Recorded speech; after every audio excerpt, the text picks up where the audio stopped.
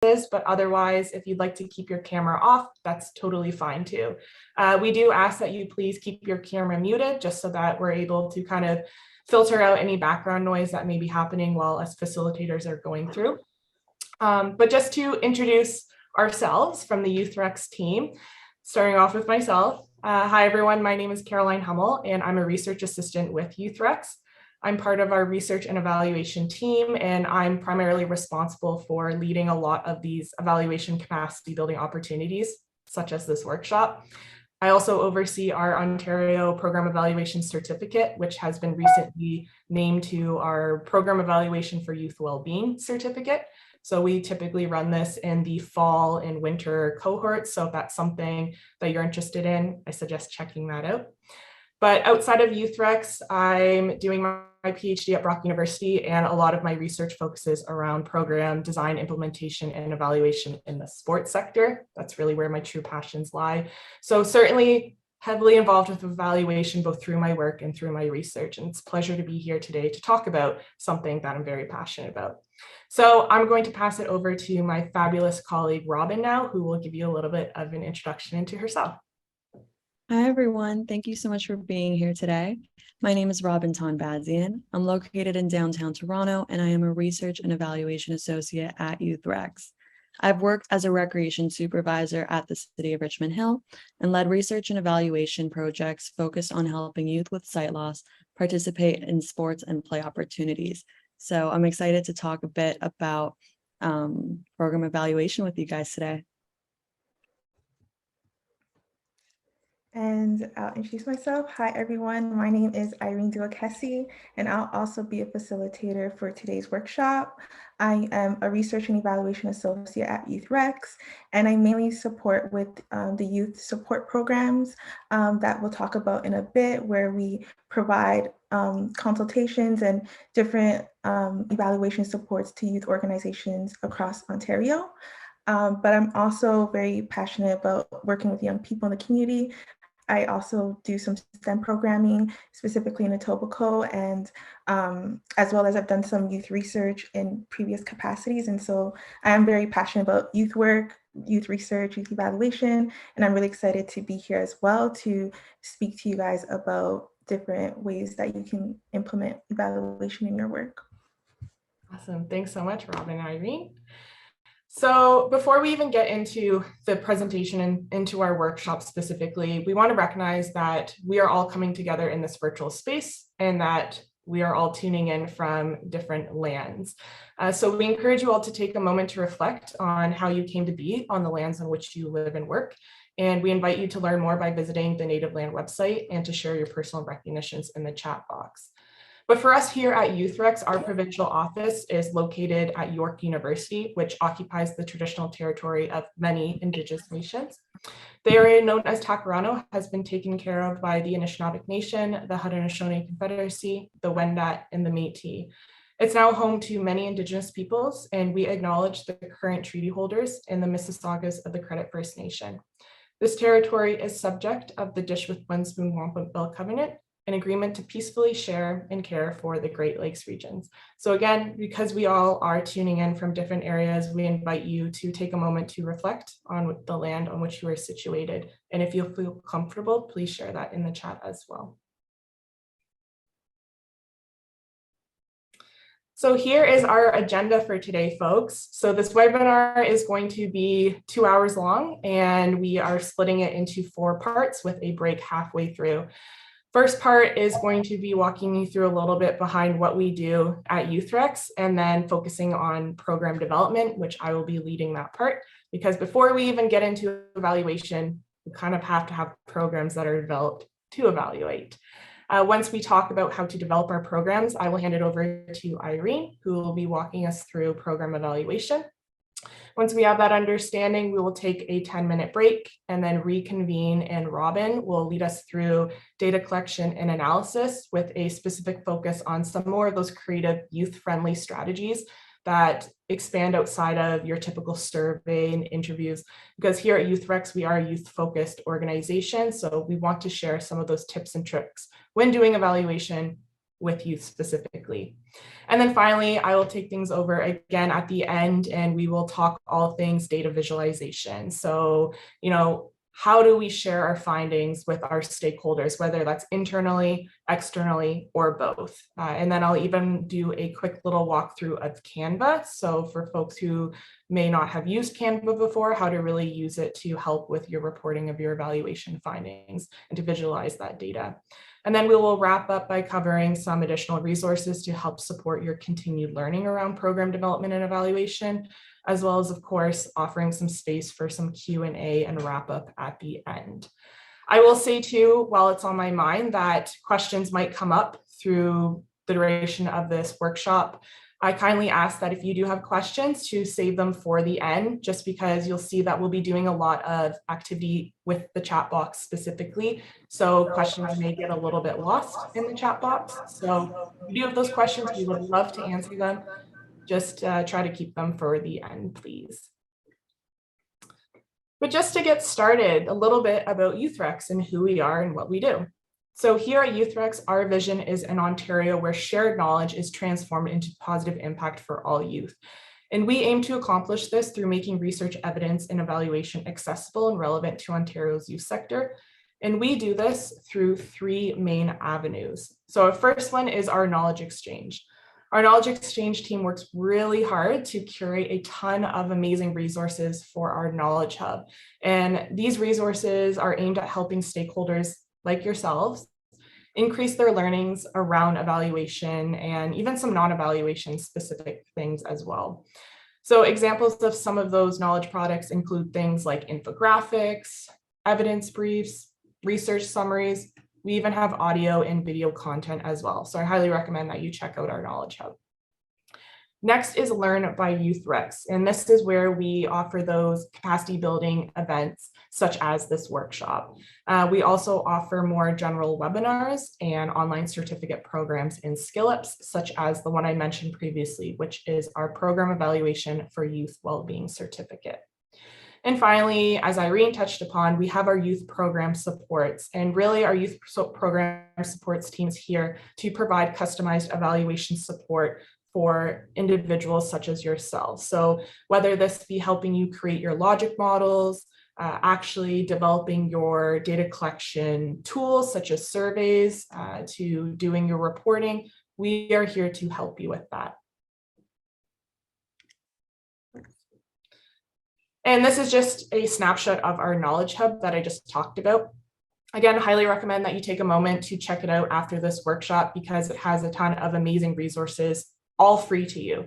And if you can't find what you're looking for on our Knowledge Hub, do feel free to send us an email at learn@youthrex.com and we will aim to curate something specifically for you. Okay, without further ado, we can kind of jump right into things. So for this next little bit, we'll be focusing all around program development, specifically understanding our programs. And just to get things started, I want to introduce YouthREX's framework for evaluating youth well-being. So this framework that's on the screen right here is a step-by-step guide for evaluating your programs. It's made up of 3 phases, which you can see are color-coded, and we have 7 steps within the 3 phases. And while this framework is described in terms of these steps, it does emphasize that evaluation processes are not linear and that you may need to hop around this framework depending upon where your organization is at in their evaluation journey. So for instance, you may not be starting right at step 1. If you've already collected your data and you want to start analyzing it, maybe you're starting at step 5 in your framework. And in this workshop, we'll be referencing this framework throughout just to kind of show you exactly where we are on this pathway. So for instance, this first part focusing on program development will be situated within step 2 of our discovery phase, which is circled. And just to get our minds moving a little bit, I want to hear from all of you. So when you hear that term program development, what comes to mind? And if you are comfortable, I do invite you to raise your hand and you can provide your response verbally, or if you prefer to write a response in the chat, by all means, that is perfectly acceptable as well. So program development, what do you think of when you hear that? Creativity, thanks. Structure. Yeah, Isaiah? So for me, I've currently ventured into going out on my own and doing like program consulting, uh, like program design consulting, I would say. Um, and so far for me, what it's been kind of entailing is the creation of modules, workshops, the design of it, um, identifying. I see that somebody put identifying the problem. So basically just creating a program to solve a problem, or to help somebody through a process that might seem hard. So that's what I would say. Absolutely, and thank you so much for sharing. That's an awesome conceptualization.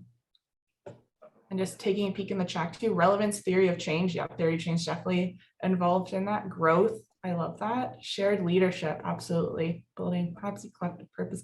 These are all great answers, and thank you so much everyone for sharing. Just to provide a little analogy for you all, like when I think of program development, I like to think of Lego or pizza. And what I mean by that is that you're taking these individual pieces or your assets, and when we're trying to apply that to our work, those assets and pieces would be more so things like your time, money, expertise. The list goes on and on, right? But you're taking these individual things and you're piecing them all together to build this thing that is greater than the sum of all of its individual parts. So that's what I like to think of when we just conceptualize program development. And absolutely a lot of what you were sharing in the chat is part of program development. So again, thank you for sharing. But just for a straightforward definition of what it is, it's that process of conceptualizing the need for, envisioning, and determining the scopes and logistics of a program. So program development is essentially any activity that you do to build your program. And it's important to note that this building is not a one-time event. It is something that is an ongoing pursuit because we have to routinely consider and revise our program in addition to the findings of evaluation activities that we're doing. So what I mean by that is that through doing our evaluations and we're gathering this data and information about our programs, we want to use that information to then revise and improve that programming moving forward, right? So program development is a continuous thing that is constantly ongoing. And when developing our programs, there are some steps that we recommend organizations take to accomplish this, which you can see on the screen here. And before we even design the program, you must first recognize that a gap exists that warrants the creation of said program. And I remember someone said in the chat, identifying a problem. So this is exactly what we're talking about. And we do this through the first two steps seen here, which are recognition of a gap and determining how to fill that gap. So recognition of a gap simply means that you've compiled enough evidence to argue that there is a problem or a need that exists and that a program needs to be developed in order to address it. So there are many different ways that one can do this. Some examples include literature reviews, which involve doing a search of the most recent or relevant research out there to see if others are also highlighting this as a problem. You can do observations. So say you're on the ground running with your organization, you have this special nuanced understanding of what is happening in your sector or the population that you're working with, what they need, right? So this is another way that you can use those observations of things you're seeing yourself to recognize that gap. And then also too, some conversations with other key stakeholders. So through conversations and chatting with other folks within your sector, you may realize that this is something that other people are picking up on as well. And because we're all youth workers, it's really important that these discussions with youth happen as well, because they might even bring attention to some issues or barriers that they're facing that us as program facilitators or developers, we might not have even picked up on. So these are just some examples. There are many other ways that you can recognize a gap, but main takeaway here is that we want to figure out what that problem is. And once you've established that there is that need for your program, your next step is figuring out how to meet that need. So the two primary ways in which we can do this are through evidence reviews and needs assessments. So evidence reviews are very similar to literature reviews in the sense that you're examining pre-existing resources. However, the whole purpose of an evidence review at this stage is to see what's already been done to address your given gap or problem, as well as the relative success of these pre-existing interventions. And this will give you a really good starting point for understanding how you can approach your program. And they're also really helpful because if a certain type of program has, say, a high failure rate, maybe that's a good indication to your organization that you probably shouldn't go that route with that program. Next, needs assessments. These are more hands-on and a systematic process for understanding those needs or gaps within your community. So they involve that gathering of information from those within your community that your program will be targeting so that you can collect the most relevant information to inform the development of your program. And there are some questions that you might want to ask yourself while going through a needs assessment. These include things like, what is the community profile? What are particular unmet needs of your target population? What are those barriers that are preventing our clients from accessing existing services? In a nutshell, evidence reviews are more hands-off and independent, whereas needs assessments are more hands-on and require actual engagement from key stakeholders in whatever your target community or population is. But ideally, I would suggest that you consider both when going about designing a program. And now that you've identified that gap and determined how you can fill your gap, you'll be ready to start designing your program. Now, there are a question for you all. Based upon your knowledge and experience, what does it take to create a quality program? So, like, what are some of those factors that enable us to differentiate between high quality program and low quality programming? So feel free to ponder about this and leave a response in the chat box, or again, if you feel comfortable raising your hand, I would love to hear from you. So what are those things, again, that tell you a program is of high quality?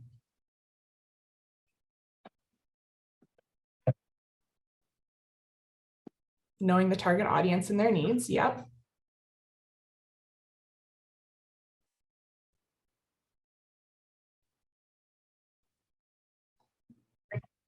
Any other things? Enjoyment from participants, absolutely. Yeah, especially if we're working with youth, right? If we think that this is a phenomenal program and it's awesome, but our youth participants aren't having fun in it, is it really that great of a program? Give back to the community, engaging variety of stakeholders and knowledge users. Yeah. Yeah, so stakeholder input seems to be consistent. Flexibility, I like that one. Creating expectations. Yeah, and we'll get a little bit into that when we talk about some logic modeling later on. Right people in right roles that fit their strengths. I love that, Thomas, that's great. Okay, just for sake of time, going to move forward, but thank you again, everyone, for being so engaged. So a lot of you touched upon these things in the chat, and these are just some more ways to conceptualize what a high quality program looks like. So just to reiterate, some of these factors include that strong program design. We have an evidence base for activities. So what that means is that the activities that we're including in the program aren't just included for the sake of including them. There's an actual rationale behind including these activities. And again, we'll get into this when we go through the logic model, but we want to make sure that these activities are things that we know will lead to our intended outcomes or objectives. Someone talked about this, having the staff themselves in the right roles. So having quality staff, absolutely. They're well trained, they feel adequately prepared to deliver the program. You're engaged in program monitoring, evaluation, and improvement. High quality programs are constantly learning from what they're doing, and this is how evaluation fits into that. Effective partnerships are not the most necessary thing, but they certainly help with your programming. And then, of course, having intentional program delivery definitely makes a difference in the overall quality. Now, I want to focus in on strong program design here, just because, again, this first part is focused on program development. So having a strong program design essentially means that there's a clear alignment between your program components, so say your activities, and your intended outcomes. And without this alignment, your program purpose can get lost. And we certainly don't want that. So just to help with this, you can do the following steps. First, think of what those desired program outcomes are.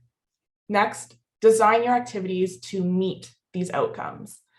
And then finally, ensure that these chosen activities are grounded with an evidence base. So yes, you may have these really fun, great activities in your program, but are they actually helping you meet your intended objectives and outcomes of the program? Ultimately, you want to ask yourself, why are you doing this? How did this align with your program goals and outcomes in the long run? And we're going to do a little activity now together. So I will be putting people into breakout rooms, but just to explain what this activity involves, it's called the Rich Auntie activity. So your rich auntie has decided to give you $30,000 for a car. And before she gives it to you, she wants to know the following things to ensure that her money is well spent. And these are the things that are on the screen here. And for this activity, I'm going to put you into breakout rooms and you're going to work with your group to come up with a list of possible reasons for each one of these categories. So try to think of around 2 to 3 examples for each one, which include reasons why you need the car, proof that you're a good planner, activities that the car will be used for, evidence of you using the car, and then finally, changes the car has made to your life within the 3 years of owning it. So again, 2 to 3 examples for each one of these things. I am now going to try to open up these breakout rooms. So bear with me for a moment because this is, okay, perfect. That was a lot easier than I thought. So I'm going to open up the breakout rooms. I'll send the instructions via the chat just so that you'll have them on hand, and we'll take around 10 minutes to do this activity.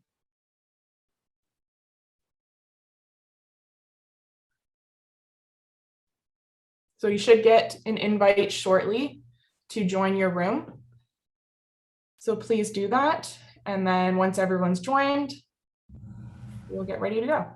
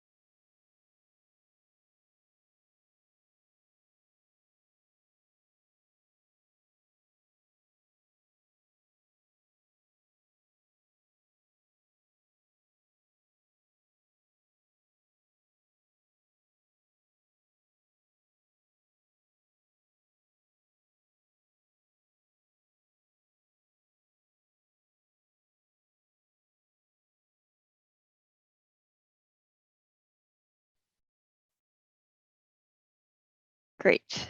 Okay.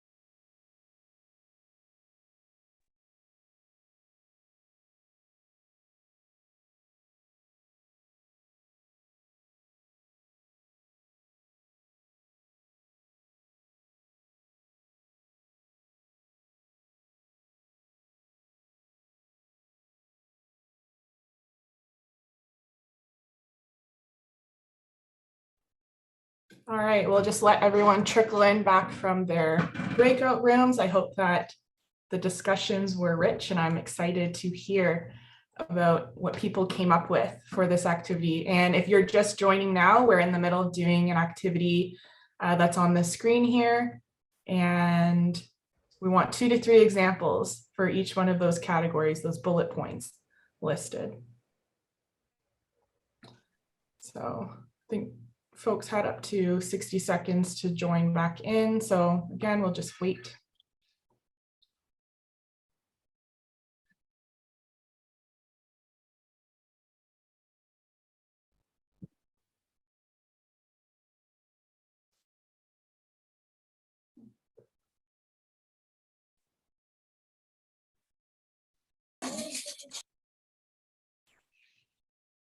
Okay, while everyone's kind of coming in, we can get started with the first one. So again, if you want to come on camera, unmute yourself and share some things that your group brainstormed for reasons why you would need a car, feel free to do so. Or if you want to pop some responses into the chat, but what are some of those reasons that you would need a car? I think this one is probably one of the easier ones to get started with.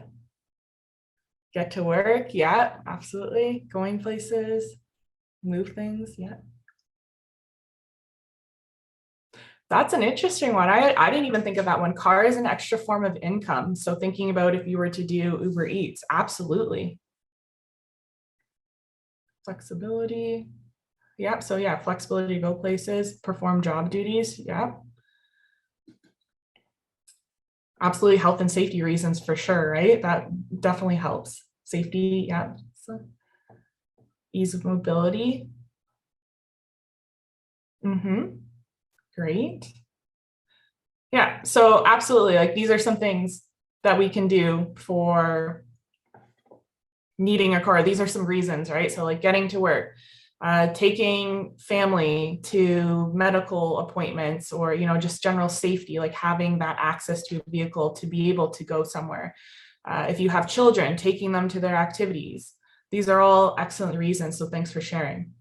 Now, your auntie wants to know that you're a good planner before giving you this car. So before you get that money, what are some things that you need to have in place? And these are things that will help prove to her that you are a good planner, that you're thinking ahead. So what are some things that people brainstorm for this? Reasons that show you're a good planner. Financial planning, yeah. Insurance plans, cost. Driver's license is definitely one you would need for your car. Having parking, yeah, especially if you're, if you live in an apartment building, making sure you have access to it, records, registration, insurance, maintenance, yep. Always smart to have a budget. Research on vehicle options, I like that, yeah. Thanks, Virginia. Yeah, so a lot around like insurance, having your driver's license, showing that you've been doing your work and doing your research, definitely. Other things too, again, if you have children, like having a car seat in the car, or having a car seat available that you would be able to put into your car, shows that you're planning ahead. Someone mentioned having parking. Yeah, if you need a parking pass from your city, you've already looked into that. Having a first aid kit is potentially something that could help for that. And then of course too, what a lot of people were saying is having that budget. Budgeting definitely would show to your auntie that you're planning ahead. Now she wants to know, how are you going to be using this car on a regular basis? So what are some of those activities that you would be using it for? And we can probably skip quickly through this one just because of the fact that a lot of folks were already saying what they would be using it for. So going to work, taking your kids to appointments or activities, getting groceries. Are there any other reasons? Carpooling, absolutely. Thanks, Peter. Yeah, so a lot of these things we already kind of touched upon. Like there are 1,000,001 reasons or things that you could do when you actually have that car. Now, our auntie, she's pretty picky, and of course she lives far away. So she's going to be wanting to make sure that you're actually spent money on the car and that you're actually using it. So every 6 months, she wants you to send her some concrete proof that you've been using it, and you have to mail this. So what is that evidence that we can provide to our auntie every 6 months? What did people come up with for this? Mileage, receipts, gas, maintenance, yep. Insurance app,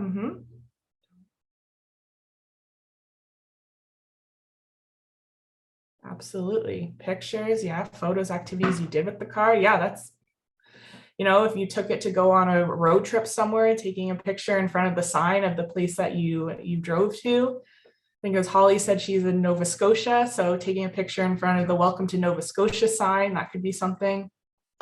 Absolutely.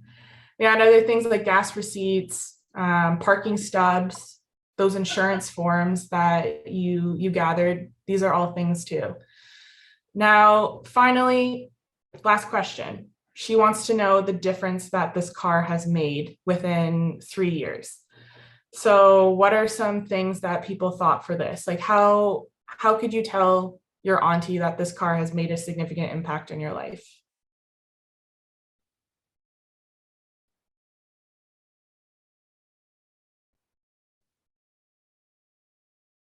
Going to family dinners and gatherings more often, help with family errands, yep. Helped with employment, absolutely.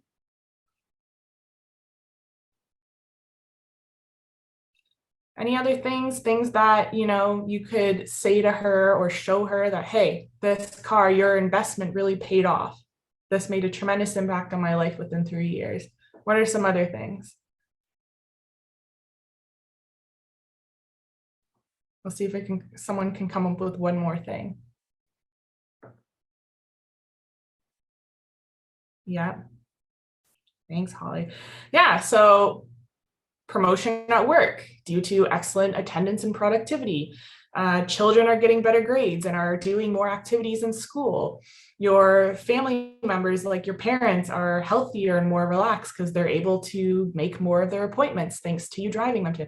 These are all possible reasons or explanations behind how this car has made a significant impact on your life. You're probably wondering, like, why the heck did we just do this activity? Why did we go through all these things? Well, the answer to each one of those questions that I gave you represents a different part of a logic model. And these are the parts here on the screen. So those reasons why you needed your car, this is tying into our program purpose or need that we would have on the logic model. Those 3 things that you need before getting your car, these are your inputs. These are those resources that you need to accumulate before even developing your program.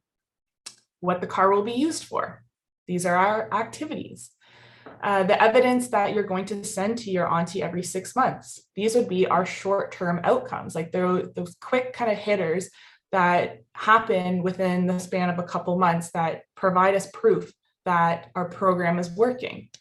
And then finally, what difference did the car make in 3 years? These would be our medium to long-term outcomes that we would see through our program, and that would be outlined on our logic model. So what is a logic model?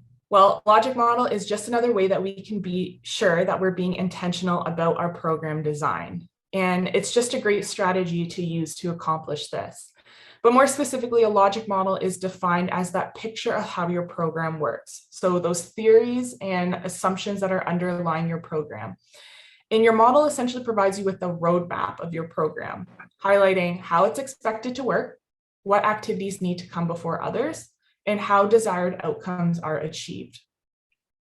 And more specifically, logic models aim to accomplish the following things. Firstly, they summarize those key elements of our program. So for instance, what are our main program activities? They explain the rationale behind your program activities, again, using that evidence base. They describe the link between activities and outcomes. So why you think that certain activities are going to lead to certain outcomes. They provide an opportunity for stakeholders to discuss the program and agree on its description and intended results. And finally, and probably most importantly, they serve as a way to improve communication about your program to others. So I wouldn't be surprised if a lot of you are already familiar with logic models, because a lot of funders request logic models when you're putting forth a funding application, because again, it's just a really nice snapshot of what you plan to do with your program and how your program is expected to impact your community or population that you're working with. And just to be more specific, here is a logic model template that we actually use here at YouthREX. So our inputs are what we invest into the program. These include things like time, money, technology, even human resources would count as inputs. Our outputs are what we do in the program, so those activities, as well as who we reach through the program, so our participants. And our outcomes are a result of your inputs and your outputs, and these things happen over time. They're divided into short, medium, and long-term outcomes. Short-term outcomes typically happen within 6 to 12 months post-program. Medium are 1 to 2 years post-program. And then anything over 3 years is what we would count as long-term outcomes. And when focusing on our program's outcomes in particular, you must always indicate a change of direction that's happening. So it's not enough just to say that something happened or like say that this is an outcome. You need to actually tell who you're communicating your program to, was there an increase in this outcome? Was there a decrease? Like we need that change of direction and we need it to be very specific. So just some examples of ways to say increased include raised, enlarged, expanded, improved. Examples of ways to say decreased include lowered, shortened, reduced, prevented. This is not an exhaustive list. There are a lot of different synonyms for these terms. Biggest takeaway here is we need to indicate a change of direction when dealing with our outcomes. And here are some things to keep in mind when thinking of those short, medium, and long-term outcomes. So for short-term outcomes, this is typically dealing with things like changes in knowledge and awareness. Now, when we're thinking about changes in behavior, we would then be looking more towards medium and long-term outcomes, because we know that behavior change is not an immediate thing. So just as a heads up, you shouldn't have behavior as part of your short-term outcomes. You may see an immediate change in behavior, but actual sustained behavior change happens over a longer period of time. So again, short-term outcomes are typically changes in that knowledge and awareness. Medium can include increased frequency or levels of a single behavior. And then long-term is just that overall improvement in a specific area or a set of behaviors.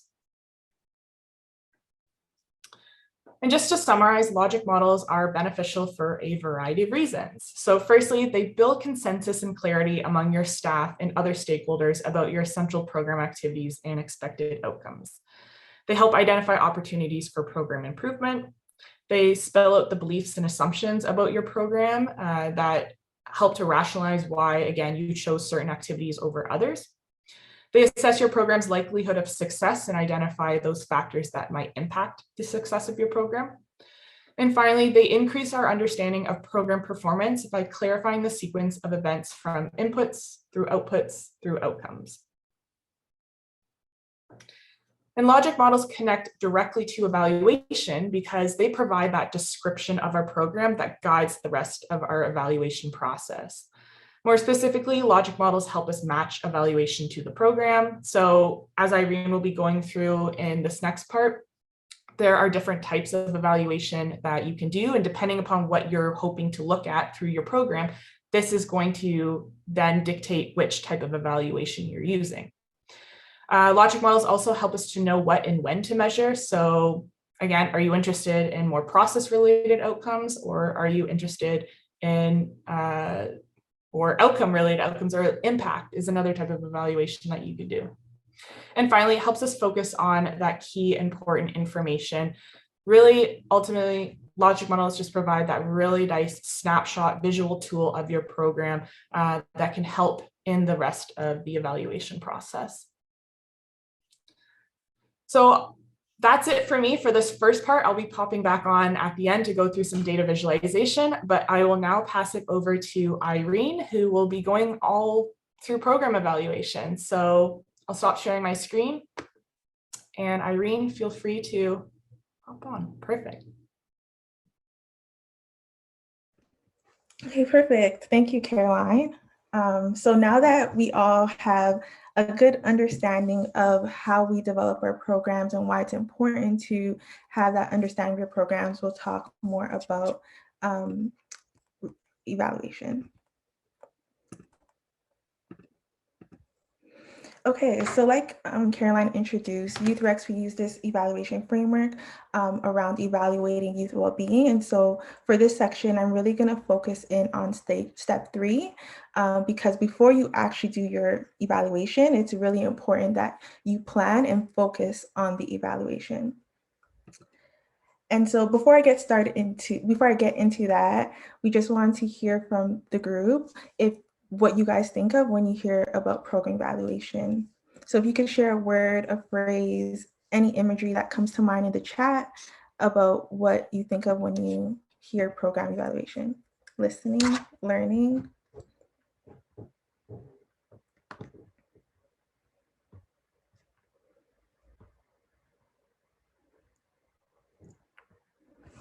Okay, surveys, feedback, parameters, measurable, collecting feedback, reflection, fidelity, testing, testimonials. Yes, these are all great. See if there's anything else. No, okay, perfect. These are all great responses, and you guys are all right on track in terms of what you think of when it comes to program evaluation. But before I get into what it is, I'm going to state what it's not.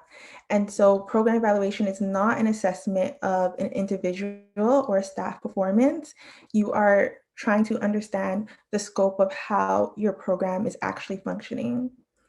It's also not an audit of, if you're complying with different laws or regulations with the government. It's also not research. So it's really being realistic and practical about what is happening in your program and how you understand the process that you did it and what happened as a result of what you did. And program evaluation is also not one method. As you see in the chat, many people mentioned many methods like listening, surveys, and that sort of thing. And so it's important to understand that program evaluation is a range of different activities and techniques that you could use, and it's not just one approach. I also have 2 screens, so if you see me move my head, that's sort of the reason why I'm doing that. So what is program evaluation? And so the definition that we have here is that program evaluation is the systematic discovery of whether and to what extent a program is achieving its goals towards improving the health of young people. So evaluation is really about having the tools to measure and track your program and your outcomes and the impacts, but also how you are doing that. So the different processes that you're using to get those impacts. And so essentially when you're doing evaluation, you want to allow yourself to do what you're doing even better by looking at the outcomes. And this diagram here really helps to put that in a more simple way. Evaluation is really taking pictures of what's going on intentionally and in a thoughtful way. So if you don't represent the experience, how could you share those experiences with who's not present? And so really thinking about if evaluation allows you to share your work with other people, so that way they could either join it, they could support it, or you can get additional resources to scale up your programs. And so another thing just to note that evaluation is really about being specific to a specific group of people who are experiencing a specific condition in a specific program over a specific time frame and a specific time. And so being specific about what you are evaluating, which is about being thoughtful and intentional, is what really differentiates between evaluation and just doing a broader research about your work. And so Caroline talked a lot about what program development is. So what you're doing before you start the program, doing that envisioning, determining the scope, the logistics, really putting out in that logic model. But program evaluation is what you're doing during the program and after program. So it's that process of determining the success based on the metrics of the program. And those metrics are really those key outcomes that you talk about. So whether it's your increased knowledge, your awareness, the different behavioral change, and those long-term goals. So that's why it's really important to have a really good program development or understanding of your program, because it really goes hand in hand of what you're measuring. And so there are many types of program evaluations, but at YouthREX, we like to use two types. So the first one is process evaluation, and that describes what is happening in the program to understand why it produced the results it did. So it's ongoing evaluation so that you can build this feedback into the program. So you're really concentrating on your processes as they occur, you get the timely feedback, and you can make adjustments on the fly so it could help you make your processes more effective. So that's how you're connecting with your youth or how your team is meeting. Those process evaluation techniques can really help you be efficient to then do your outcomes evaluation. And so that describes the effects of the program, and you are examining the changes that the participants gained as a result of their involvement. And so, yeah, these are two different ones that I'll talk a little bit more about for this section as well. But more simply put, process and outcomes evaluation differ because process evaluation is an assessment of the work you do, like I mentioned, whereas outcomes evaluation is assessment of the change you hope to see. So you can kind of think of process as evaluating how your organization is running the program, and outcomes is how your participants are experiencing the program. And so here are some common components of the evaluation process when you're thinking about it as a whole. And so as Caroline talked really in depth about is the program development. So understanding the gaps, doing your research, speaking to different stakeholders, doing your logic model, really being specific about your activities, who's involved, and what are those short to medium and long-term goals.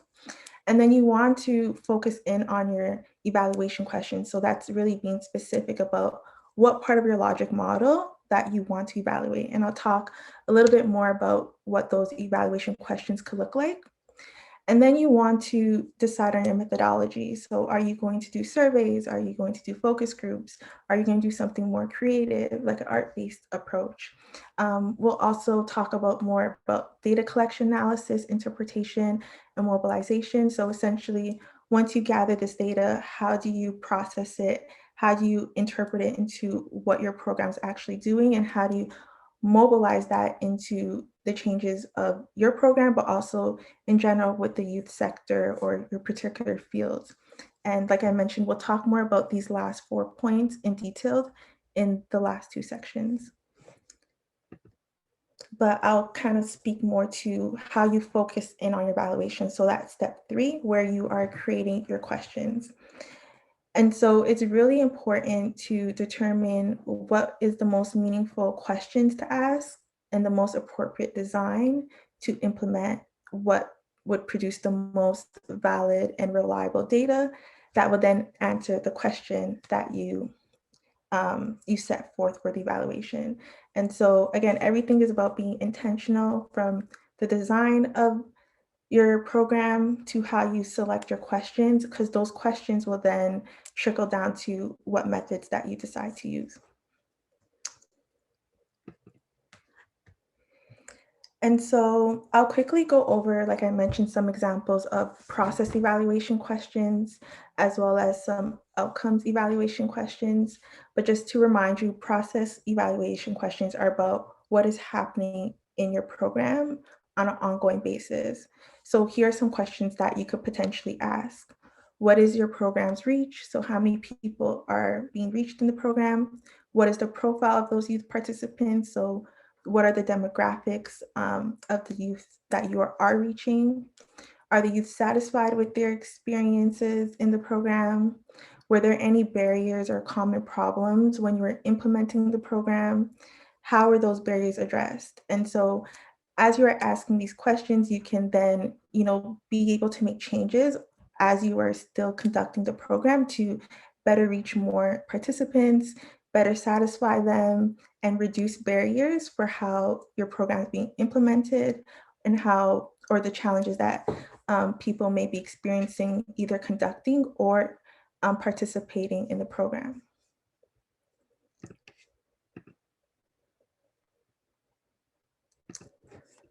And then some outcomes questions. So again, these are questions where you are assessing or examining how your program has made changes to those who are experiencing it, who are in it.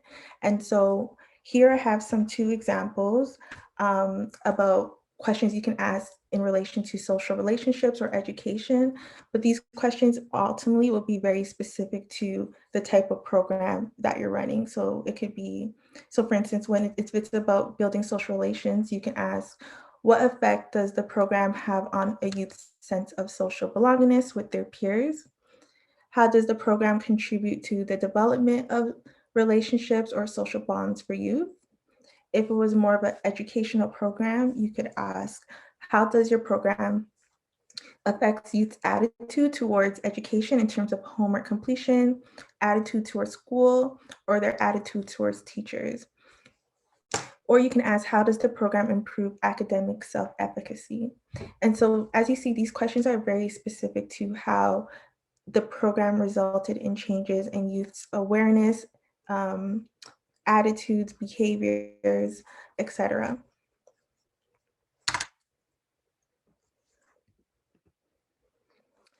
And so why is evaluation important?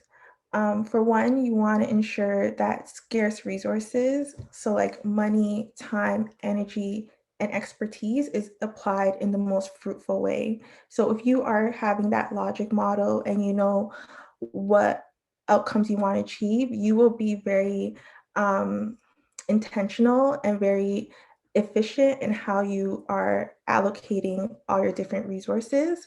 And that would help you produce the best outcomes as well. You also want to mitigate unintentional harm. So like Caroline had mentioned in the logic model, you also want to think about different assumptions and external factors that are contributing to the programs and activities you're doing. And that will allow you to think ahead of what may be harmful. And that way you could kind of reduce those barriers in your planning and actually evaluate that if it's been effective or not.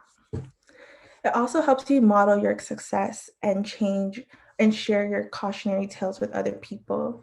If you have an evaluation and you're running a program over a couple months or a couple years, you want to be able to show your growth and show how you changed and show how you're thinking about your work in a systematic way and be able to share those stories with other people, because that will then trickle into generating more support, whether it's financial, political, social, for your program. And so in summary, what we really want to take from this section or this workshop as a whole is that evaluation isn't just a check mark or a checkbox off of, just because you have to do it because of your funders are asking for it. It could be really valuable for a whole lot of things, for your team, for the youth who are participating, for the community that you are operating your programming in, for how that could, how your stories could, how your stories or your processes could influence the work that you do in other aspects. So it's really important that you're being intentional and you're taking account of every step that you do in your program process, literally from the beginning when you are thinking about the gaps and your activities that you are going to be running. And yeah, so that's it about program evaluation and key components. But we'll take a 10-minute break and get started. It's 12:04, so we'll return back at 12:14.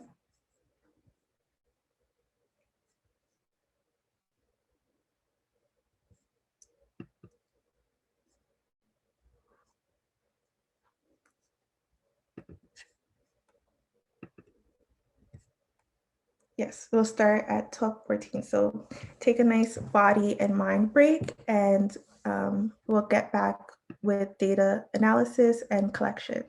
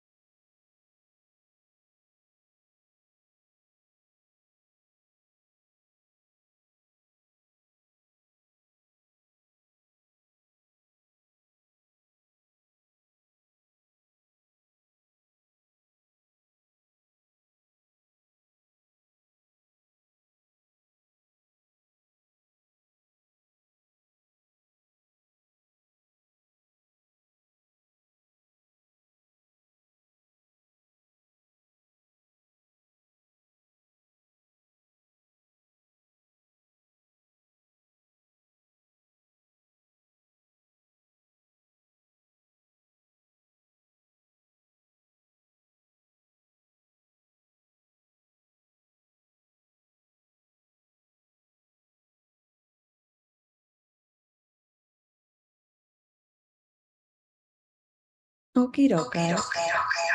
Ooh.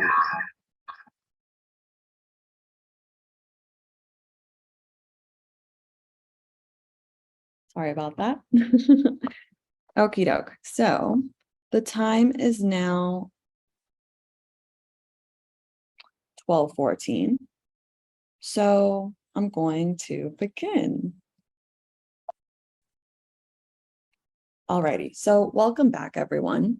Caroline talked through program development ideas that prep your evaluation for success, and Irene introduced lots of important topics about evaluation to our conversation. We'll now transition into some strategies for conducting data collection and analysis for evaluation.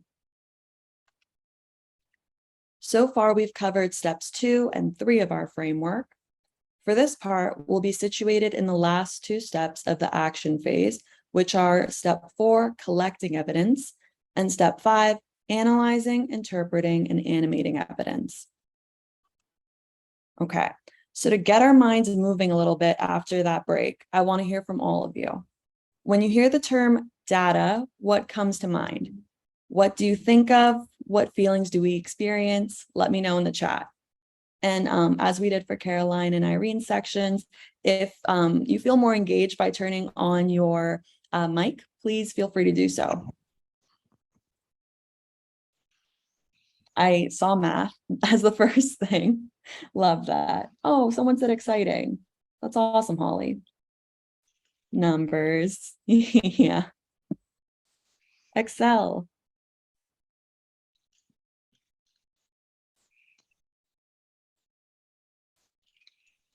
Oh, someone said opportunities to explore and understand. Graphs. Knowledge. Any feelings that we experience whenever we hear the term data? Oh, a little cry emoji. Well, hopefully we can change that today. I see a yay. I hope everyone leaves feeling a little bit more yay after this talk. Headache. Ooh, sorry. Okay, awesome. I'm glad we were able to get that out there. And now that we know how we used to feel, hopefully after this talk, we'll leave with maybe a fresher perspective, maybe new feelings. Let's see how it goes. Okay. So data includes facts and statistics that are collected for evidence. When we are collecting our data, we tend to design our measurement tools to assess specific variables, which are representations of our data that are subject to change. Examples of variables include age, class grade, and gender. YouthREX has actually developed a gender menu in partnership with Youthline, with inclusive options and a glossary that help when developing questions around gender in your surveys. Check out the link in the chat box below to get that resource. Awesome. So more specifically, data can be classified as either quantitative or qualitative. Quantitative data are anything that is countable or measurable. So for example, if you have a survey response, it would be quantitative. If it's something like 10 out of 10 youth responded that they achieved better grades after attending your tutoring program. Good job to whoever's tutoring program that would be. So when working with numbers, we are working with quantitative data. This type of data generally tells us how many, how much, or how often. It's fixed and universal, meaning it's objective, and we analyze it using some type of statistical analyses. Qualitative data, on the other hand, is descriptive in nature and relates to words or language. It's the type of information that helps us understand the why or how behind the data. So for example, after collecting your survey, you have a focus group and you ask, how did program staff support your learning? Is there anything you wish staff did differently to better support your learning? So that would give us kind of a deeper understanding of the first question. Okay, so unlike quantitative data, qualitative data is highly subjective and open to the interpretation of those analyzing it. Regarding analysis, This is accomplished by grouping the data into themes or categories, which is why we call this type of analysis thematic. Now, what is data collection? Data collection is the process of gathering and measuring information or variable interest in a standardized and established manner. When thinking of evaluation, data collection allows us to answer questions and evaluate outcomes about our programs, which is why it's so important. Now, there are many different types of data collection, which you can see on the slide here. Examples include questionnaires or surveys, interviews or focus groups, observations or field notes, and arts-based methods, which we'll be talking about pretty shortly. A lot of organizations already collect data without knowing it. For instance, the documents and records you collect at the beginning and end of a program are often a fantastic source of data that can be accessed at any time point in the evaluation process. For example, attendance records and intake forms can be used in evaluation. So do make sure that you keep those files organized and on hand because you may want to use them in the future. When designing your evaluation methodology, you have lots of choices. The type of evaluation design and data collection methods that you select will depend on a few things. First, the program timeline. When will the program begin? Is the program already up and running? Has the program finished? Second, how many youth are involved in the program? Are there less than 10 youth in the program, or are there 50? Third, the type of programming. Is the program resource-based, like a drop-in clinic, or does the program have a clear timeline with defined enrollment? So all of those are kind of things that we can consider. Now, based on your knowledge and experience, what are some barriers to collecting data from youth? Let me know using the chat box below. I feel like this will probably be a bit of a bonding activity. And if you haven't collected data, just let us know what you might think would be a barrier. Time, staff, I'm just reading out the chat box now. Capacity, absolutely. Motivation.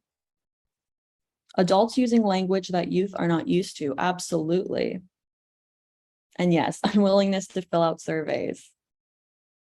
Trust.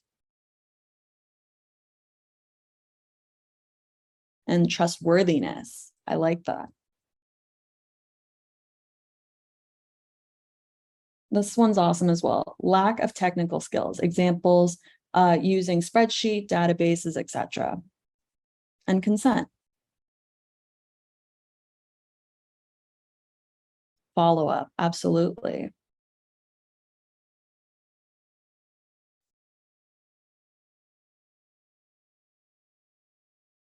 Awesome. Okay, thank you so much, guys.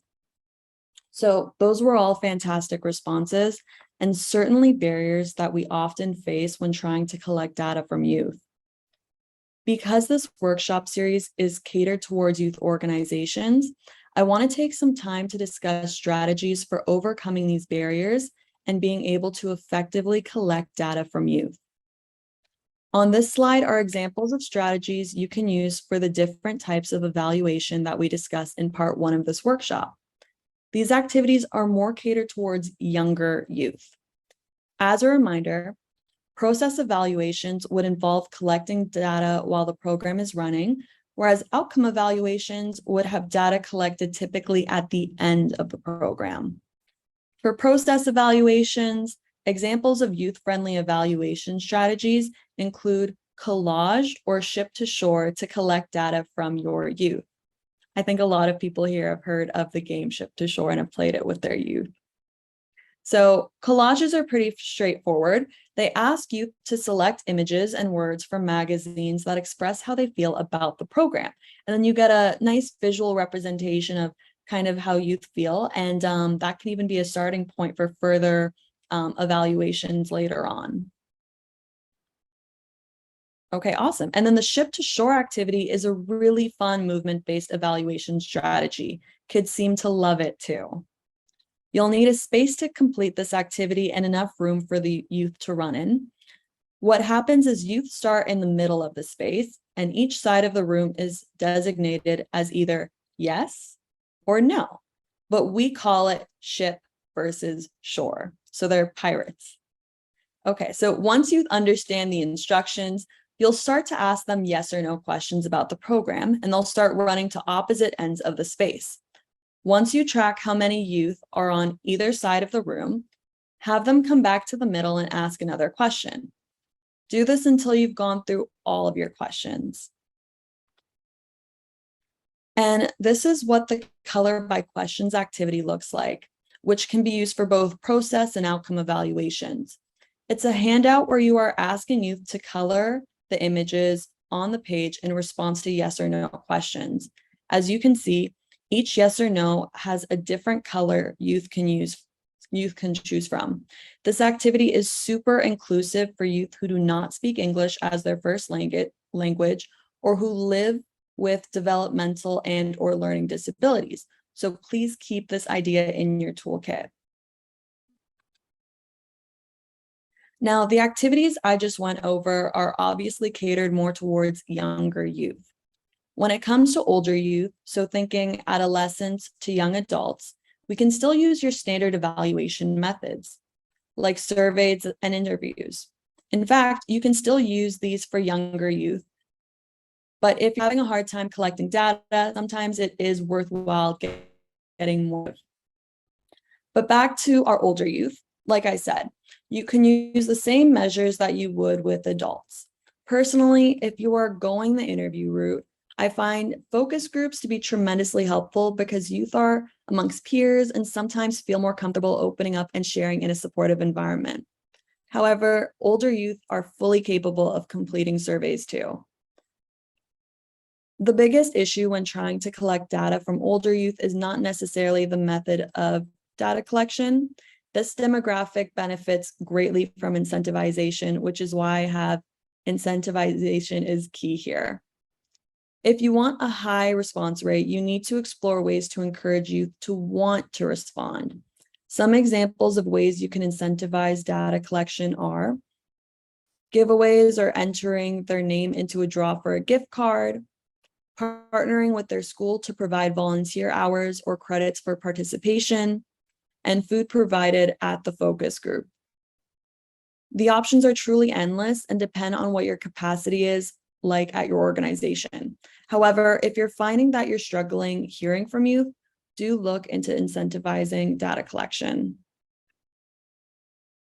In summary, regardless of if you're collecting data from younger youth or older youth, you want to keep in mind the following considerations. First, be creative. If you're finding that a traditional style of data collection isn't working, try out some different ones. Second, don't make evaluation seem like evaluation. This kind of goes hand in hand with the creativity part, but the less you can make data collection seem like a boring, systematic process, the more buy-in you'll have from your youth. Finally, and most importantly, ensure you're prioritizing respect throughout your evaluation process. Youth are extremely bright and perceptive. They'll be able to tell very quickly if you're not going to use their feedback to help with your programs.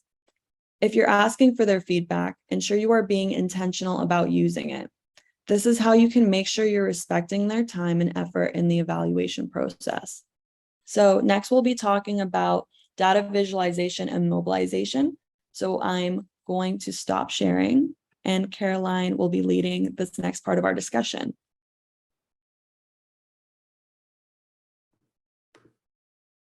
All right, thanks so much, Robin, and nice to see you all again. So as Robin just mentioned, I will be wrapping up our workshop here with our last part, which is all focused on data visualization and mobilization, because it's awesome if we do these tremendous evaluations, but if we're not able to communicate our findings to either our program staff or even to the general public, or more importantly, our funders, then where do we really go from there? So that's kind of what this final part of the workshop will be focused on. And we're now in the last part of our framework. So we will be moving into the final phase, which is known as our legacy phase, which are the orange bubbles. And final question for you all. You've been so great providing responses in the chat, and I promise this is the last one that we'll be throwing at you. So how does your organization typically share your evaluation findings? And this can be how you share internally, or you can share some insight into how your organization shares your evaluation findings externally. And if you're not currently engaging in evaluation, how do you share things in general? Just kind of want to hear what people do, what strategies they may use currently.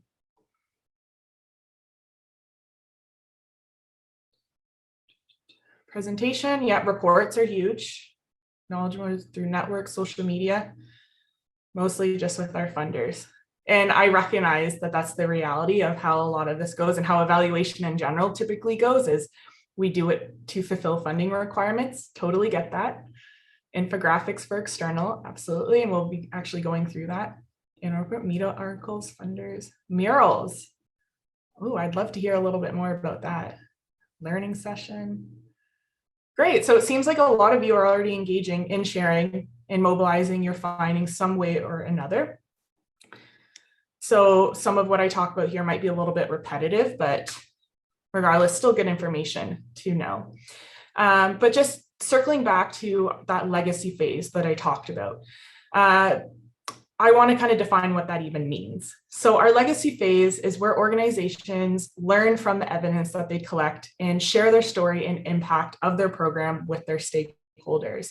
And this sharing happens one of two ways: that internal route that I've talked about, as well as externally with stakeholders outside of your organization or your program. First, once your evaluation is completed, we want to share these findings internally.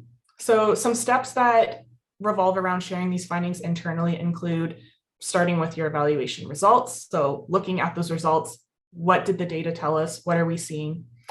Deciding on the data that you think needs to be shared internally versus externally. So I want to emphasize here that negative findings that you may get from your evaluation, and I say negative lightly because they're not necessarily negative, because you're still learning from these, right? And it may seem a little bit daunting at first if a program didn't work the way that you wanted it to, or say you didn't meet your intended objectives or deliverables through this program. It's still really important to gather that information and at least share internally, because this is where we can start initiating those discussions around how to make improvements for that program moving forward. So don't be shy about sharing some of those more negative outcomes, because they're just as important as those successes around our program. You'll want to share your results, of course, with your appropriate internal stakeholders. So does every single person in your organization need to know these findings? Maybe not, but that's up to your discretion of your organization of who you think would benefit from knowing the findings of your program. And then finally, you'll set goals based on data and create plans to monitor the progress on these goals moving forward based upon those discussions that you have internally. And here's just an example of a tool that you can use to share your findings internally. And it's what we call an evaluation report card. So the report card provides you with a systematic way of sharing your findings so that you can easily discuss it at, say, your next staff meeting. It can be filled out by more than one person. And ideally, you want to use it as a reference tool for those who may not have been directly involved in the evaluation.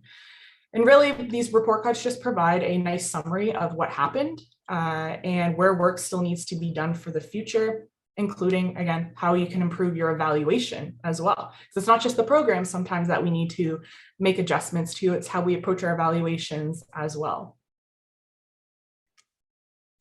And I want to bring up this concept of evaluative thinking in this workshop because it's something that I think is really important for you all to consider. So we often focus on visualizing our data for purposes of sharing it with just our external parties, like our funders or our communities. But it is just as important to share these evaluation findings internally with your staff. And evaluative thinking is defined as developing a habit of using good evidence to make judgments. It involves constantly reflecting and questioning to make informed decisions and focusing on achieving outcomes. So when you're thinking about, or when you're talking about your findings amongst your staff, you really want to think critically about these findings and how they relate to your program and how it was evaluated, because ultimately this is what is going to lead to those important decisions about your program moving forward. And you really want to try to get your staff as engaged in this process of critical thinking as well, because input from multiple parties can be highly beneficial when we're trying to improve our programs. So if they have a clear understanding of what these findings are telling us and they have some insight to contribute, the more the merrier sometimes when it comes to getting those alternative perspectives, even if it's coming directly from your internal staff. Now, once you've shared your findings internally, of course, we want to start looking at sharing them externally. So to do this, you'll want to review the following considerations. Firstly, know your story. So you want to ensure that you as an organization have a clear understanding of what your evaluation findings are telling you. Next, know your audience. And I know some people were bringing this concept up during the program development phase, but it's equally important for when we're trying to disseminate our findings as well, right? You want to decide who you want to share your findings with and ensure that you're tailoring your message to them. So say you want to share your findings with youth, hitting them with a 50-page report with no images or colors or anything like that, they're probably not going to be the biggest fans of that. Whereas if you can get a little bit more creative and have a shorter executive summary type report or do an infographic or social media post, you'll probably get a little bit more engagement from their end. Which kind of leads into my next point, which is identifying the communication channel that works best for each audience. So again, social media, events, reports, infographics, even art and music. We'll get into some more creative methods later on in this part, but really understanding, again, who your audience is and how they would want to receive that information is important. Then, of course, you'll create your communication products. So design your products to be consistent with your organization's brand, and then engage your network. So identify those champions and communication channels that will really help you mobilize those findings out into the appropriate audiences. But before even creating those data visualization outputs, again, it's very crucial that we know our audience. So these are just some questions that you'll want to ask yourself and your organization to help figure out who you want to target. Some examples of these questions include, who is our audience?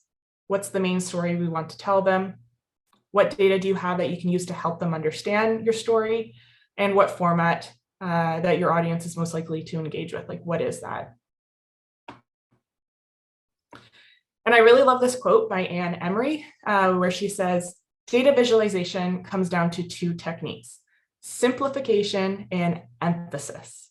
We want to share our evaluation findings in an engaging manner that's easy to understand by our audience and won't overwhelm them. Just to help you as you're going throughout your data visualization process, here are some tips. So first, as Anne Emery pointed out, simple is better than complex. You want to get your message across in the clearest, most efficient manner. So rather than writing long paragraphs with intimidating graphs, focus on highlighting only the most relevant information and using images to support where necessary. And when working in the youth context, it's important to use language that is inclusive and accessible to the youth, which I know some people pointed that out in the chat as well. So it's great to see that people are already picking up on that. Next, we want to aim for one graph per message. So it might be more convenient to try to capture all of your findings in just a single figure, but trust me, this can be very confusing at times. So to enhance your clarity, try to focus just each graph on a specific message that you want to communicate. When presenting your findings, don't feel afraid to use colorful and engaging fonts. So as you can see on this slide, your eyes immediately go to the text that's bolded and colored. So use this technique when you want to draw attention to important points. Next, we want to try to avoid using Excel or other software defaults. So hopefully I'm not rubbing some people the wrong way, because I know a lot of people love Excel, but if you do go this route, just ensure that you're changing the default colors on your graphs at least. Again, this will ultimately help with engagement. And lastly, you want to ensure that you're choosing the right graph for the message that you want to communicate. Again, this might be a little controversial, but try to avoid pie charts as much as possible. Yes, they're pretty, but pie charts often do not provide sufficient or provide efficient detection of any of those changes that we're seeing. And it can be sometimes hard for them to convey information about differences in values. So because of this, they can be misleading a little bit sometimes, especially if you aren't including the actual numerical values on your graphs and you're just showing, what those blocks are within the actual pie chart itself. For instance, like a pie chart might show that 75% of participants like the program. But if you only had 4 participants in your program, and it's like 3 out of the 4 said they liked it, then, and you don't have those numbers available, then that is conveying a different message than may actually be true to what your program is, right? Like this might not be representative of your entire program. This is only representative of those 4 people that filled out your survey. So we just need to be careful in how we are reporting some of these findings to ensure that we're being transparent in this reporting. And lastly, make your messages clear. So by doing the steps above, this is going to enable you to be on the right track for accomplishing this. So on the slide here, this is just an example of an infographic, and an infographic is a great way to share a snapshot of your findings externally. So this is just something that I developed a couple summers ago when I worked with a municipality on an evaluation project. So as you can see, I matched the colors of their logo to the actual infographic, so aligning with that branding there. I used lots of images and quick stats, and because this was a mixed methods evaluation that included a qualitative component, also having a quote from one of the youth interviewed pasted right onto the infographic as well. So there are just a bunch of different ways that you can visualize your data. This is just one example to kind of show you some of those things I was talking about in the previous slide and how that actually translates into a resource.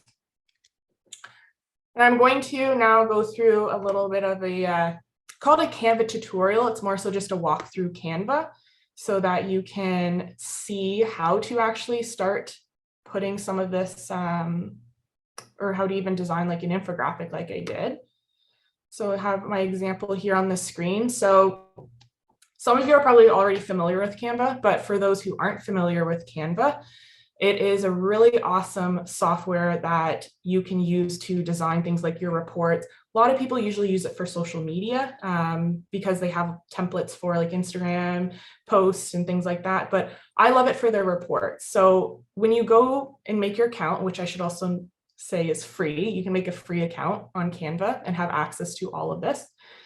If you go to the side here and you see it says templates, you can say report, and you will be given access to thousands of different example report templates that you can use. And similar with my point about Excel, do try to customize as much as possible if you do opt to go for a pre-made template. But as you can see, there are so many different options, which is really phenomenal. So I just selected one as an example. And as you go through it, it even provides you with multiple pages too of things that you can adjust to whatever your organization wants to for your reporting.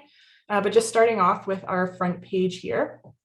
So here is our logo, our YouthREX logo. And what I did to get that there is I went to uploads, and you can upload images and files directly from online. So Canva does provide you with some stock images, but some of them you have to pay for. So I would recommend just getting stock images from online because you can upload them for free yourself.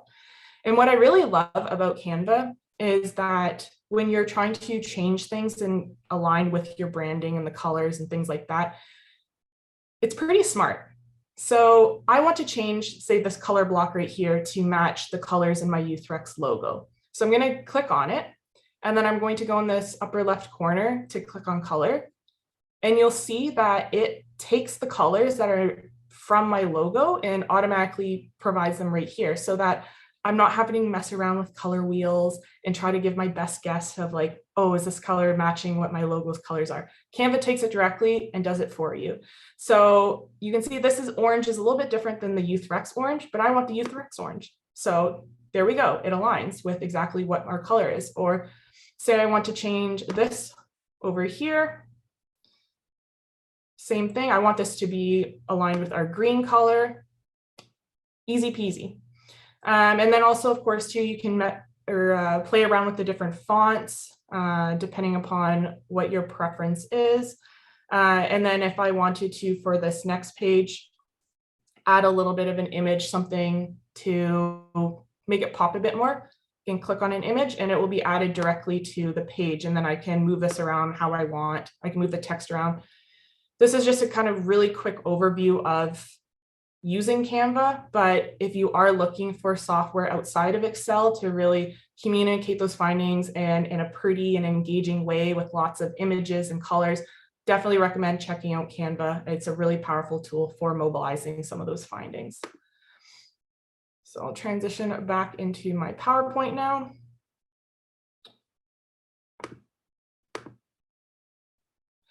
I also point out to you that again, that was a very quick tutorial of it. And if you are looking for more customized help with your data visualization, mobilization, our youth program support team can also help you with that.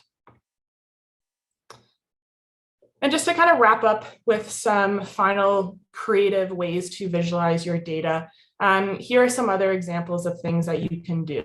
So these include digital storytelling, photo voice, and personal meaning maps. So photo voice is also a data collection method where you give participants a camera and you ask them to take pictures of things that they liked about your program or the activities in the program. However, it can be used for data visualization as well, because you can then take those photos and use them in your evaluation reports or your social media posts.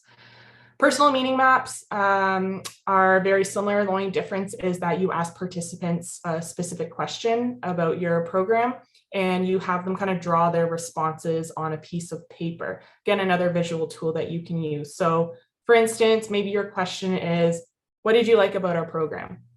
And you have the youth fill out and draw their responses with pictures. Again, you can upload these to your reports, you can share it on social media, you can even share it internally, or you can take these images and depending upon what type of program or organization you have, you can put them up again on the wall of where the youth use a space so that they can see these things that they like about and they can see that their artwork's being displayed. And for digital storytelling, I want to play an example of a digital story just for you all to see how you can highlight the impact of your programming in a creative way. So I'm hoping that it will play and that sound will come through. Today, the challenges that face many of our teens takes on many forms. It was bullying when I was growing up. Can you all hear it? Today's bullying, I believe, is a little bit different. Now you have bullying through social media. The crisis I see every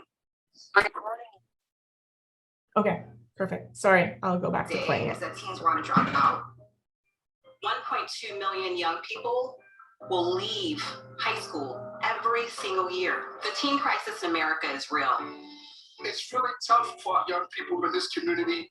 We try to make sure that our club is inclusive, that all kids feel welcome. Everything about the club drew me in from the beginning. The staff was extremely nice to me. I really think that's what kept me there. What keeps them in the center is a caring adult taking the time to show interest in that kid, showing them that we care. The Boys and Girls Club has been like a second home to me. I would go to the Boys and Girls Club and seek mentorship. Our club staff stay at the club late to ensure that youth are passing their exams, that youth are prepared for college. The club really is like a family. I grew up in the club. I started around the time when I was in the 10th grade, and I have continued my connection with the club. They're just always a listening ear. At Boys and Girls Clubs of America, We have a whole community of adults who care deeply about our young people, and we see the change. everything a young person will need is in our teen program. My club has done a lot to reduce gang violence, taking kids off the street and into a safer place. All young people who walk through our doors feel a sense of value. We're offering them opportunities to build character, grow academically. We're providing a pathway to college.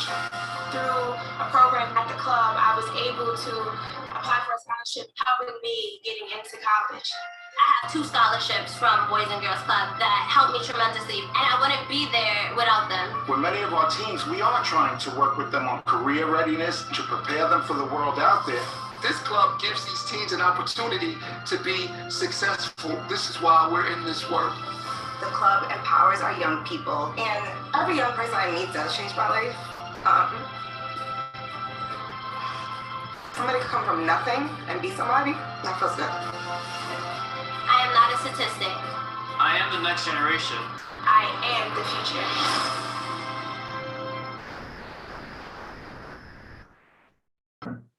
All right, so I don't know about all of you, but pulled on the heartstrings a little bit with that video.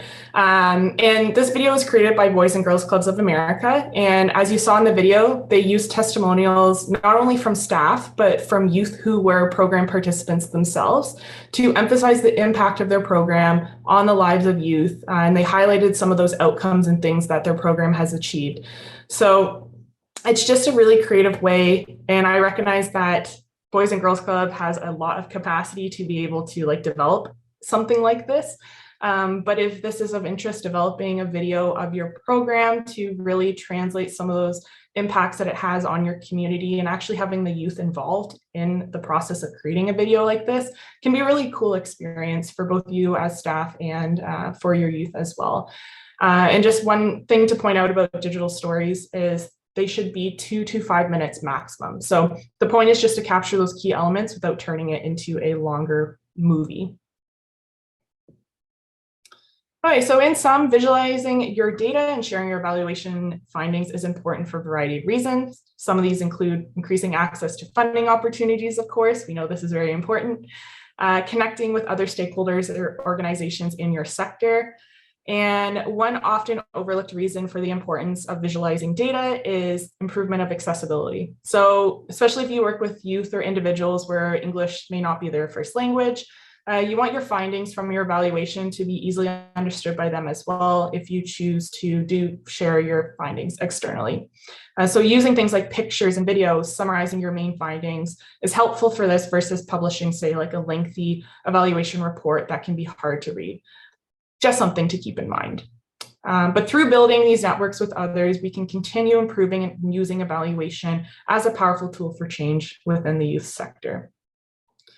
So we have completed our YouthREX framework. We went through every one of our steps and phases within this workshop specifically. So hopefully you now all have a little bit of a better understanding of how to approach your program development, how to approach program evaluation, and then how to take the awesome work that you've done through your evaluations and share it with others. And while we're wrapping up, I just want to point you all to some resources to help support your continued learning. So this was a question I was getting a lot in the chat. So yes, Layla will be following up with you all post-workshop with some of these resources. So first thing that we will be providing you with is a post-workshop handout. So this has a lot of the resources that I talked about in this workshop here today. We have links for those, exactly where to find them and download the templates so your organizations can use them yourself. We have an evaluation toolkit on YouthREX, and this toolkit aligns with the framework that we've been going over. So you will find specific resources for each one of those steps in the framework. So if you want templates, evidence briefs, reports that are specific to, say, the data collection step in the framework, you can navigate through the toolkit and it'll bring you exactly to that area. So you have those curated resources available for you. Again, I'm going to plug our Knowledge Hub just because it's amazing. And we have so many resources that aren't even evaluation specific per se, but say you want to read up more on youth who are struggling with this within your community and how to help them. What are some evidence-based strategies? We have those resources available. Again, if you can't find it on the Knowledge Hub, shoot us an email and we'll try to find something for you. And last but not least, our youth program supports. If you want more of that customized evaluation support, please reach out to us and we'd be happy to provide that for you. So that concludes our workshop today. Thank you so much to all of you for being so engaged, interactive in this. I know that 2 hours can sometimes be a bit of a long time. We tried to make it as engaging as possible, but it definitely goes a long way when we have such a great group like yourself. So we'll now open the floor up to any questions or comments for the remaining bit of time that we have here. So try to pull up the chat and see some of these things. and answer them as they come in. But yeah, feel free to raise your hand if you want to ask a question to us verbally, or if you just want to pop it into the chat, we will go through those.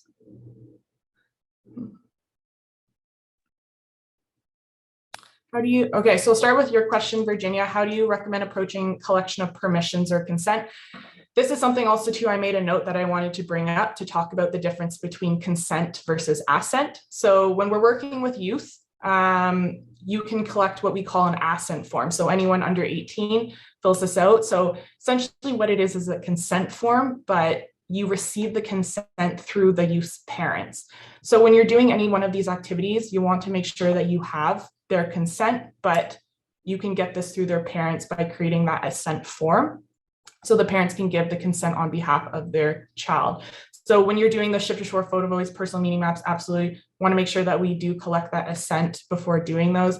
Something else that you might want to consider, particularly with photo voice versus those other techniques, is you need to make sure that you have consent from other individuals in the space that the youth are using the camera. So if you're using this in the space where your program operates, if the youth are taking pictures of their friends who don't want to be photographed, then you need to make sure that you're trying to navigate that as best as possible. Or if they end up taking the photos, going through those photos and removing any of the photos of individuals that didn't provide their assent to that. So hopefully that answered that question.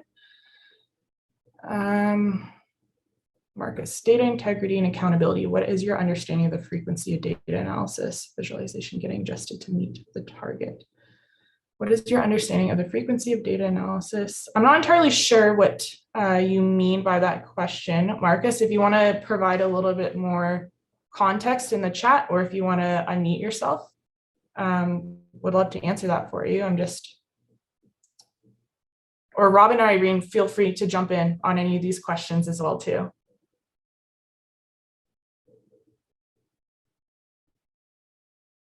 We'll circle back to that one maybe if you want.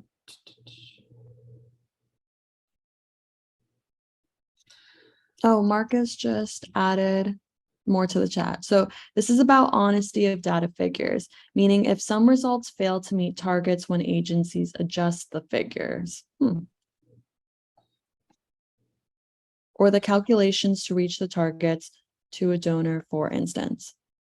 Okay, so from my interpretation of this, are you saying that like sometimes people will inflate their outcomes to meet those funding requirements or standards that they're being held to? Is that kind of, and like how to navigate that?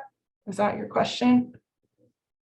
I'm just asking in regards to how, like, to what extent do you believe this happens? And, you know, what is your opinion on it? So I have heard about this happening. And again, I'm fully cognizant of the fact that at the end of the day, like sometimes we have to do evaluation solely to meet those funding requirements or to maintain funding. And when you get outcomes from a program that aren't meeting, say, your deliverables that you promised to your funder, that can be a little scary at times. And we want to ensure that we're like keeping these programs funded. I'm not entirely sure, like I can't give you a ballpark number of like how often this happens. It does happen, that's the reality. I would advise trying to have open and honest conversations with your funders. Like they are people at the end of the day, and they recognize that sometimes things don't go according to plan. And especially we've seen with COVID the last year that really put a wrench into things for a lot of these programs and programs meeting those deliverables that they were supposed to for their funders. So my response to that is just, if this is something that your organization is facing, talk to your funders and try to navigate that with them versus trying to inflate those numbers and provide false representations of what your programs are actually doing. But it does happen in the sector, whether we like it or not. So that's why, at least on your end, being as honest as possible in your reporting, whether that be through the data visualization or what you're actually including in text in your reports, that's the standard that we want to go through.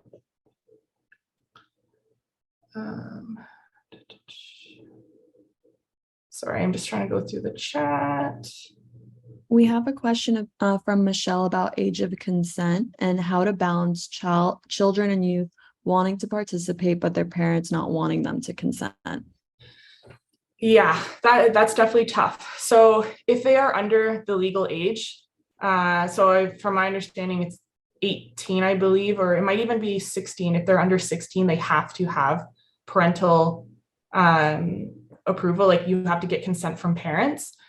If you're running into that, unfortunately, no matter how much the youth want to do it, if the parents are not providing that consent and they're legally obliged to provide such consent, then that's unfortunately like what we have to deal with. Now, maybe that's a scenario where if you do see that a youth really, really wants to engage in it, trying to have that conversation with the parents and emphasizing, say maybe they're concerned about confidentiality or things around that, which certainly are valid concerns, open lines of communication, telling them how you plan to protect their child's identity and that you're just focused on the data and using that for the reporting, things like that. These are things that you can talk to these parents about depending upon what their concerns are. But ultimately, if they are under the legal age where they can't provide consent themselves, then you have to respect the parents' decisions. I'd like to add that I think you need buy-in from both parents and children. So that means sending out maybe a flyer, kind of explaining what's going on, what questions will be asked, even giving them the interview protocol sometimes is really helpful, or the focus group protocol. I like always framing things as a group reflection. Of course, you have to be honest and say that this is being used for evaluation purposes, but you'd be surprised how many people want to join in once they learn what the discussion will be shaped around and how they think that this will be beneficial for their children, not just for the organization. And the funny thing about evaluation is that you think that you're going to spend most of your time crunching numbers, but it's really recruitment and getting all of those people's buy-in. So I'd say whenever you're planning out your evaluation, make sure you have like a timeline for yourself so that you're not piecing everything together in about 3 weeks' time. I think that's really challenging and it makes life really hard. So I'd say dedicate at least 2 weeks to just getting buy-in. Of course, that's dependent. If you have a program of 10 people versus 100 people, that will change.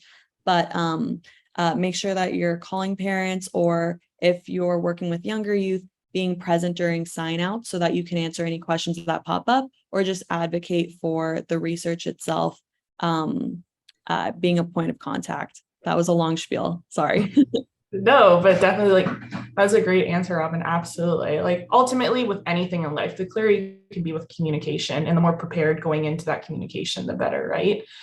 Thomas, I see your question about difficulty getting people low